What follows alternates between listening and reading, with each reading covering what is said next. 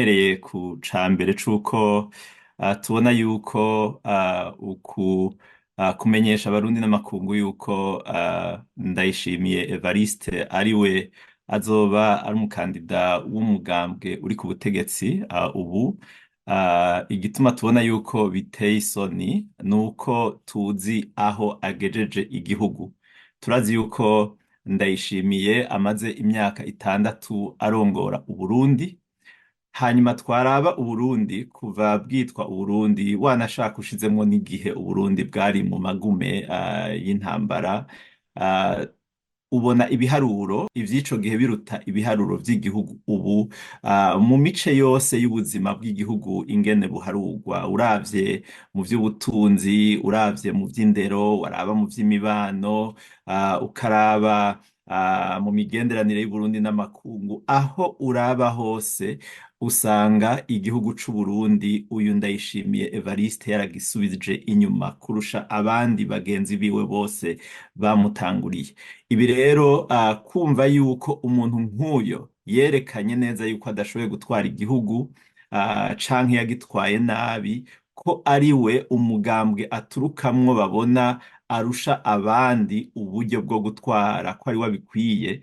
Ibi birateye isoni. Niyo mpamvu tuvuga tuti ni candidature de la honte, ni ugusubiza mu cobo abarundi basanzwe barimwo, basanzwe badashobora kurya inshuro nyinshi na rimwe ku munsi, basanzwe badashobora kurungika abana babo ku mashuri bifuza. Abarundi urwaruka rwinshi arirwo rwinshi mu gihugu ruriko rurahunga igihugu ruja guhitamwo gupfira mu mahanga canke kubaho nabi mu mahanga, aho abarimu bahunga igihugu, abarimu baciye ubwenge batakirangwa mu gihugu, abaganga kukaba nk'uko.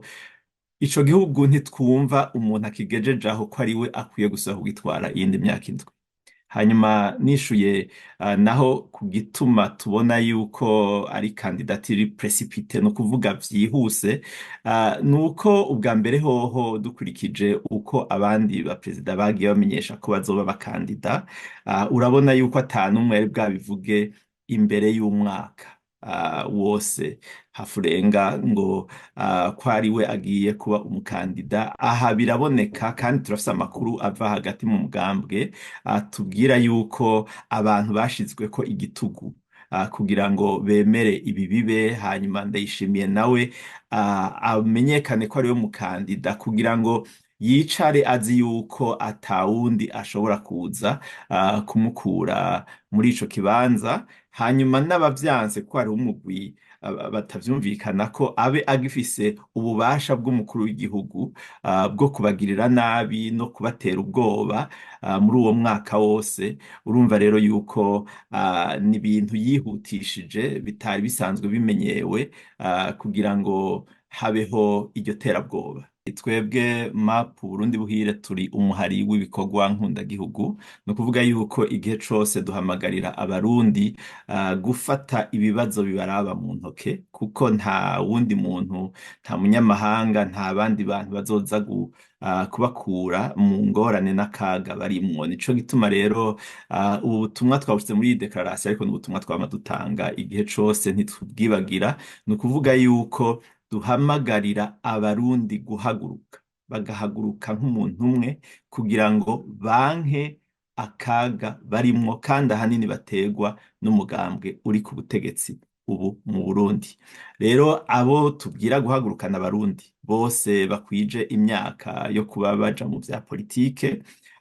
Hanyuma ingene babigenza, ibi kenshi abarundi barakunda kuvyibazako cane, ariko iyo ubabaye ntuvuge ntawumenya ububabare bwawe, ariko iyo utanguye kuvuga uronka n'inguvu zigutuma ubuvamwo.